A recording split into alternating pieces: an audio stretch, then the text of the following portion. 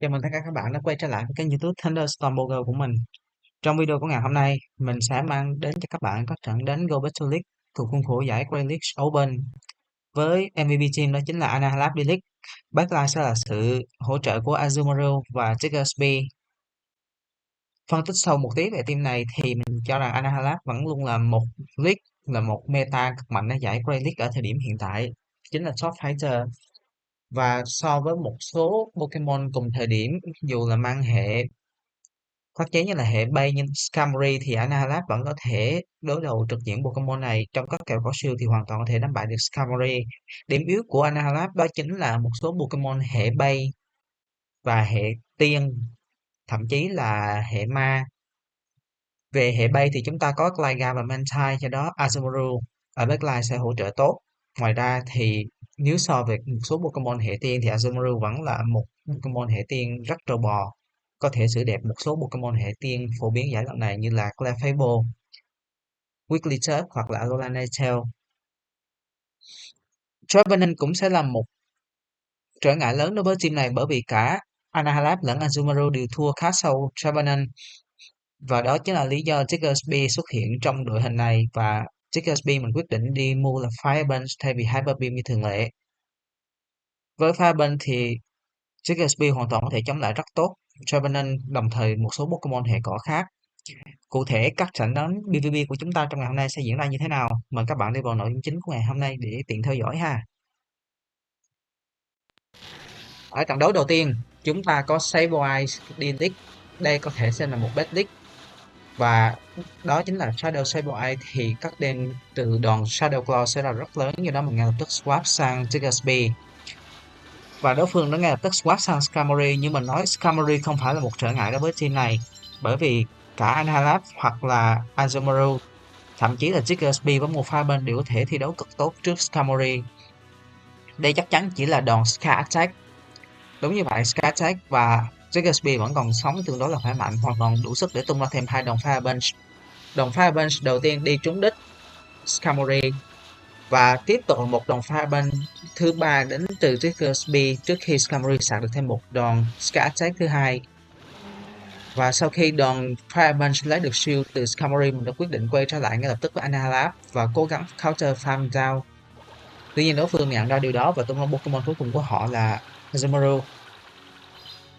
Ok, trong tình huống này thì Anahalab của mình đã có được năng lượng dẫn trước, do đó nếu như chúng ta trade shield thì Anahalab cũng sẽ không thua không quá sau Azumarill, và đưa Azumarill của đối phương vào tầm mà chúng ta có thể tung một đòn play round farm down và tích trữ thêm một ít năng lượng trên Azumarill của chúng ta.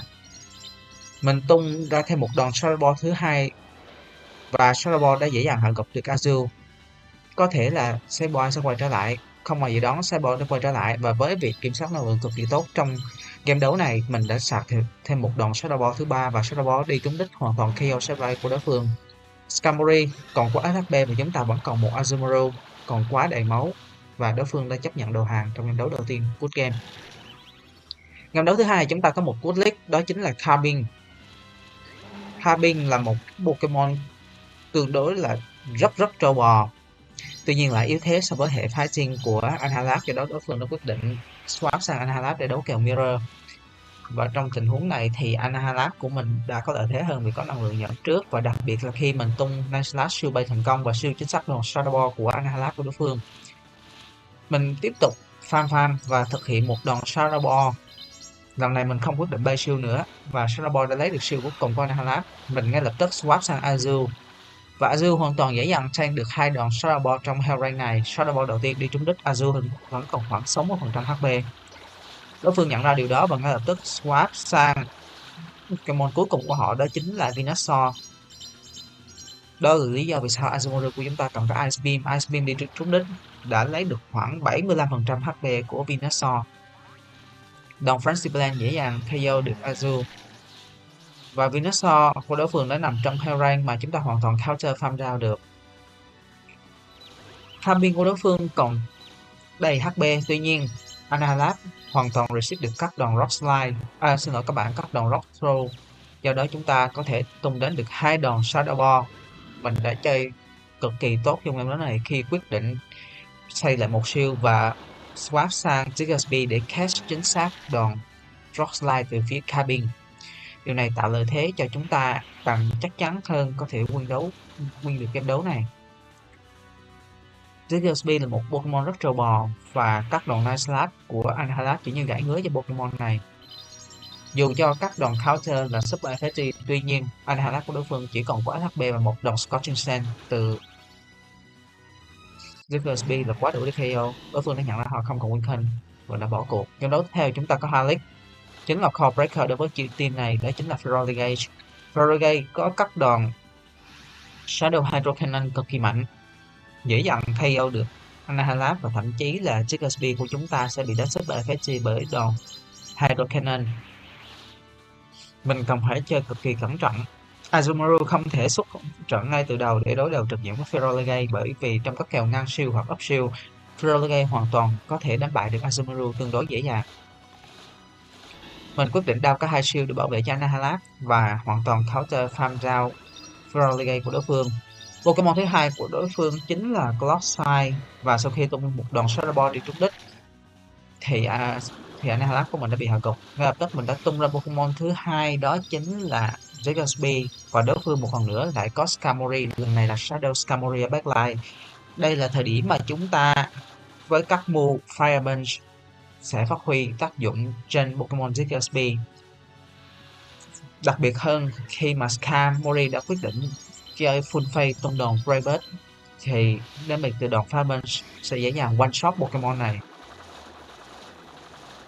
Mình đã counting vô cùng chuẩn xác và thực hiện một cú catch đòn Earthquake tuyệt vời lên trên Azumarill. Earthquake không gây ra được quá nhiều tổn thương cho Azu, đối phương còn phải có được thêm 2 đòn Earthquake nữa để hy vọng có thể KO được Pokemon chuột tiên trò bò này của chúng ta.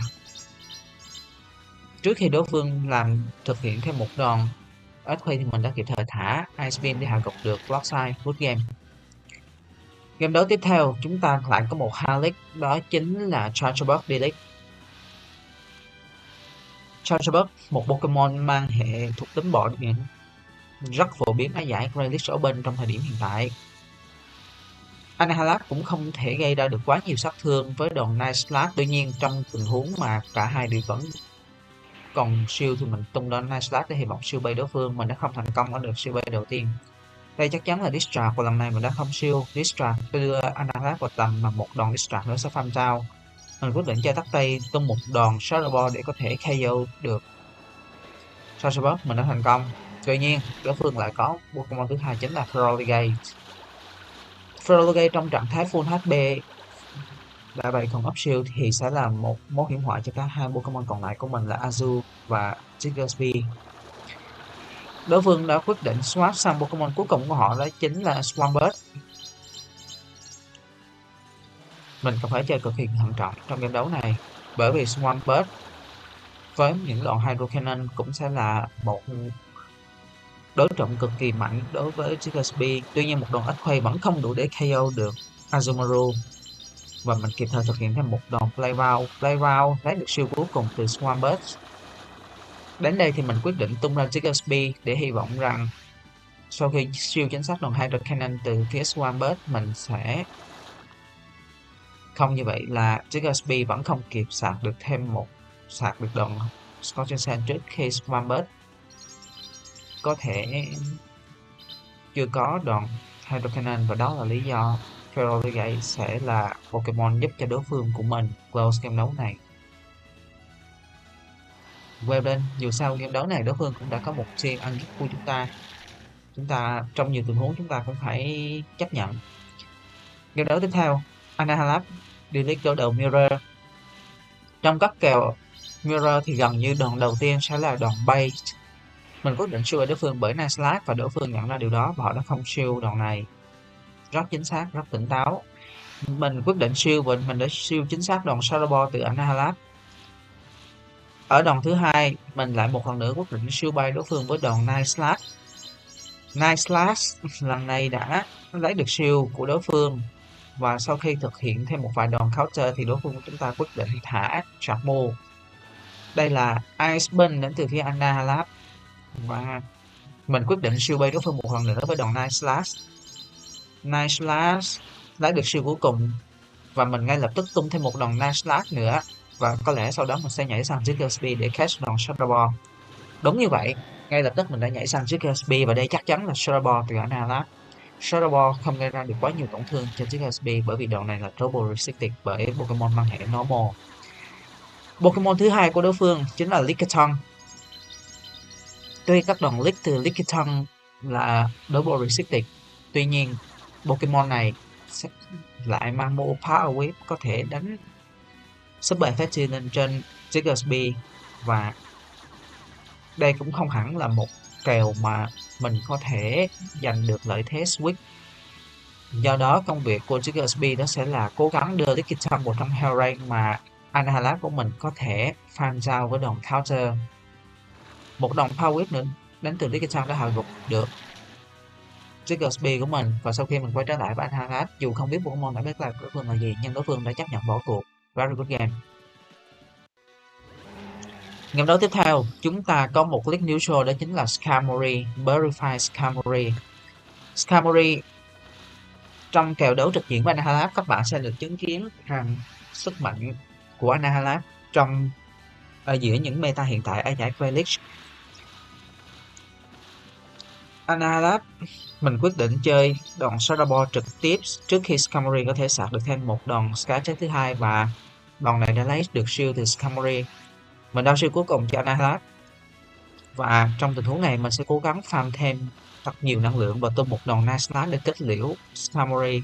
Night Slash đến từ phía Annihilape đã dễ dàng KO Skarmory, và mình hoàn toàn đủ khỏe để thực hiện thêm một đòn Shadow Ball nữa.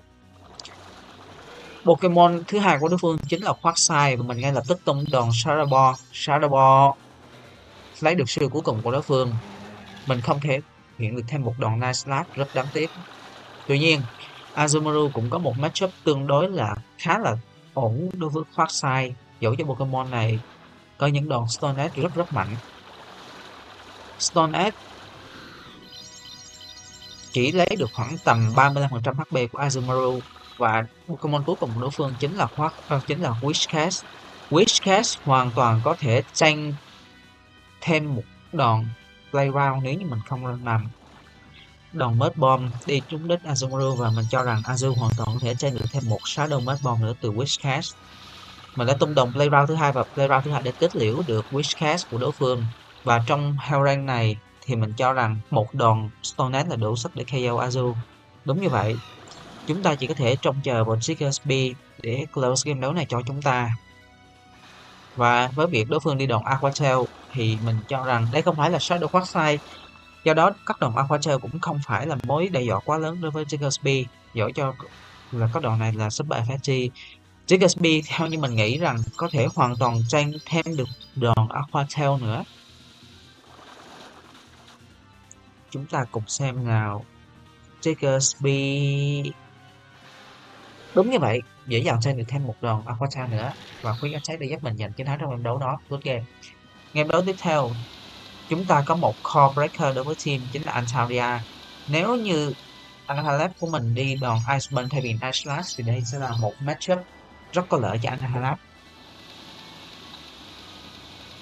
Và sau khi đòn Shadow Ball đã lấy được shield đầu tiên của Antaria, mình quyết định down shield để bảo vệ Annihilape và thực hiện thêm một đòn Shadow Ball nữa lên trên Antaria. Shadow Ball đến từ Annihilape đã lấy được shield cuối cùng từ Anta, và ngay lập tức mình đã nhảy sang Azu. Đối phương phản ứng ngay lập tức với Clodside, tuy nhiên nếu mà Clodside không đi mua Slug Bomb thì đây sẽ là một matchup mà Azumarill hoàn toàn thống trị. Chúng ta chỉ cần 2 đòn Ice Beam để hạ gục được Clodside, và đối phương cần phải sạc được đến 3 đòn Earthquake để hạ gục được Azu. Đòn Ice Beam đầu tiên đã đưa Clodside vào trong tầm mà một Ice Beam nữa quá dễ dàng để hạ gục được Pokemon này. Ice Beam thứ hai đến từ phía Azu dễ dàng hạ gục được Clodside, và đối phương lại chấp nhận quay trở lại với Antaria. Dù ở backline không biết đối phương có Pokemon nào nhưng chắc chắn sẽ yếu thế với Azu, và do đó mình đã quyết định down shield thứ hai để bảo vệ cho Azu tương đối khỏe. Và đối phương quyết định chơi trên CMB, mình đã không thả sạc mua ngay lập tức, mình quyết định giữ lại một tí. Và Azumarill của mình hiện tại đang có rất nhiều năng lượng, mình đã swap ngay lập tức sang Jiggersby để đối đầu với Pokemon vừa swap của đối phương, đó chính là Wigglytuff. Wigglytuff không phải là không có lợi thế trong game đấu này, tuy nhiên trong các kèo không shield thì Diggersby hoàn toàn thống trị. Bởi vì so về độ trâu bò thì Diggersby hơn hẳn so với Wigglytuff, và một đòn Scorching Sand nữa là đưa mình quyết định chơi Double KO, Simultaneous KO trên cả hai Pokemon, và điều này đã khiến đối phương phải ngay lập tức bỏ cuộc. Good game. Game đấu tiếp theo chúng ta có một Halish khác, đó chính là Dragonite. Dragonite hoàn toàn có thể gây ra khó khăn cho cả Anhalab lẫn Diggersby. Tuy nhiên đây là một Pokemon rất giấy ở giải Graylish, đặc biệt là ở trạng thái Shadow, nên mình quyết định lấy được siêu đầu tiên và sau đó đã nhảy sang Azul. Đối phương đã có một câu trả lời tuyệt vời cho tình huống này, đó chính là Lantern. Mặc dù đòn Spark đến từ Lantern đã bị nát trong mùa giải này, tuy nhiên ở giải Graylish Open, Lantern vẫn xuất hiện nhan nhản rất nhiều, trái với dự đoán của nhiều người. Đòn Thunderbolt đi trúng đích, đưa Azul vào trong Hellrain mà đối phương hoàn toàn có thể Spark farm trao Pokemon này của mình. Một đòn Playground nữa đến từ Azul vẫn không thể đưa Lantern vào trong tầm mà chúng ta có thể bubble farm down được, và mình đã phải chấp nhận. Max Switch, mình tung ra Pokemon cuối cùng đó chính là Diggersby. Diggersby hoàn toàn thể trang được hai đòn sớp đến từ phía Lantern. Đòn sớp đầu tiên đi trúng đích, và đây rất có thể là đòn sớp thứ hai đến từ Lantern. Lần này mình phải down shield để bảo vệ cho Diggersby còn khỏe mạnh. Ở backline của đối phương có một Pokemon mang hệ normal, đó chính là Greedent. Greedent nếu như đi Trailblaze thì đây sẽ là một mối nguy hiểm rất lớn cho cả hai Pokemon của mình, bởi vì Anhalab đang còn quá HP. Đòn Scorching Sand đã lấy được shield của Greedent, và ngay lập tức sau khi lấy được shield mình đã nhảy sang Anhalab. Anhalab vừa CMB với Dragonite, và dĩ nhiên Dragonite sẽ win CMB trong tình huống này. Tuy nhiên sau khi tung đòn Super Power thì một đòn Night Slap từ phía Anhalab là dư sức để KO Dragonite. Và đây chắc chắn chỉ là Body Slam đến từ phía Greedent, mình không cần phải shield. Công việc của Anhalab đó chính là tung một đòn Night Slap trúng đích và thêm một vài move counter nữa, sẽ đưa Greedent vào trong Hellrain, và một đòn Jig đến từ Diggersby sẽ đủ để KO. Mình quyết định chơi đòn Fire Punch ngay lập tức, bởi vì Greedent đang còn quá HP và Fire Punch cũng đủ để KO Pokemon này. Good game, mình đã lập được thứ cờ Pokemon 1. Game đấu tiếp theo chúng ta có Gligar Relic, lại một Lick khó nữa. Chúng ta liên tục Lick khó trong 4 game liên tiếp. Diggersby không đi move Hyper Beam, do đó Gligar sẽ có rất nhiều lợi thế trong game đấu này, và đối phương quyết định ở lại với Gligar. Điều đó cho thấy ở backline của đối phương có thể có một Pokemon nào đó yếu thế so với Diggersby, có thể là một Pokemon mang hệ thép như Ferrothorn, hay là không như vậy là ở backline đối phương lại có Lickitung. Và Lickitung trong Hellrain này hoàn toàn có thể đánh bại được Diggersby với một đòn Power Whip duy nhất. Diggersby liên tục thả hai đòn Scorching Sand. Scorching Sand đã đưa Lickitung vào trong Hellrain, mà chúng ta hoàn toàn có thể counter farm down Pokemon này để tích trữ thật nhiều năng lượng chiến đấu với Gligar khi Pokemon này quay trở lại. Không như vậy là đối phương đã tung ra Pokemon cuối cùng của họ, và đó là lý do vì sao họ không swap ngay lập tức Gligar khi đối đầu với Diggersby, bởi vì ở backline họ chỉ có Slazzle, và Slazzle sẽ là một miếng mồi ngon cho cả Azumarill hoặc thậm chí là Diggersby của mình. Mình quyết định undercharge đồng Shadow Ball một tí trên Gligar, điều đó sẽ tạo điều kiện cho Azumarill của mình trong game đấu với Slazzle, và đối phương nhận ra họ không còn weaker nào nên đành phải bỏ cuộc. Game đấu tiếp theo chúng ta có Bastardelic, và đối phương ngay lập tức swap sang Victreebel. Đây là một game đấu mà chúng ta phải chơi thật cẩn thận, bởi vì cả ba Pokemon của chúng ta đều yếu thế so với Victreebel. Sau khi tung được một đòn Night Slash lấy được shield từ Victreebel, mình đã ngay lập tức swap sang Diggersby, bởi vì Pokemon của mình đi mua Fire Punch hoàn toàn có thể đánh bại được Victreebel. Đòn Fire Punch đến từ phía Diggersby đã lấy được shield cuối cùng của đối thủ, và tiếp tục một đòn Fire Punch nữa chắc chắn sẽ KO được Victreebel trong Hellrain này. Đúng như vậy, nếu như đối phương quay trở lại với Bastiodon, một đòn Scorching Sand cũng sẽ gây ra được một lượng damage rất lớn. Tuy nhiên đối phương lại tung ra Pokemon cuối cùng của họ, đó chính là Ivysaur, và Anahuac không thể swap vào trong tình huống này nên mình đã quyết định tung ra Azul và tiếp đối phương bằng một chiêu Ice Beam. Ice Beam đã gần như KO được Ivysaur, và mình đã quyết định swap sang Anahuac để counter phàm đào Pokemon này. Đối phương đã phản ứng tương đối nhanh khi quyết định swap sang Bastiodon, tuy nhiên điều này không mang nhiều ý nghĩa, bởi vì sau khi một đòn Shadow Ball đi trúng đất thì chúng ta hoàn toàn dễ dàng farm down được Bastiodon trong Hellrain này. Flamethrower đã được shield bởi Anahuac, và có lẽ một đòn Night Slash đã thừa sức để KO Ivysaur. Night Slash đến từ phía Anahuac đã dễ dàng đem về chiến thắng cho mình trong game đấu này, cũng là game đấu cuối cùng của ngày hôm nay, cuối game. Các trận đánh của mình trong video ngày hôm nay với team Anahuac, Azumarill và Jigglypuff đến đây là kết thúc. Mình hy vọng rằng các bạn sẽ thích video của mình trong ngày hôm nay. Nếu như các bạn thích, hãy để lại cho mình một like, một subscribe và một comment, đồng thời share các video của kênh rộng rãi hơn. Trong những ngày đến thì mình sẽ tiếp tục làm ra những video ở khuôn khổ giải Grand League Open hoặc Master League Premier Cup để gửi đến và phục vụ cho các bạn. Mong là các bạn sẽ tiếp tục ủng hộ kênh của mình. Chào tạm biệt tất cả các bạn.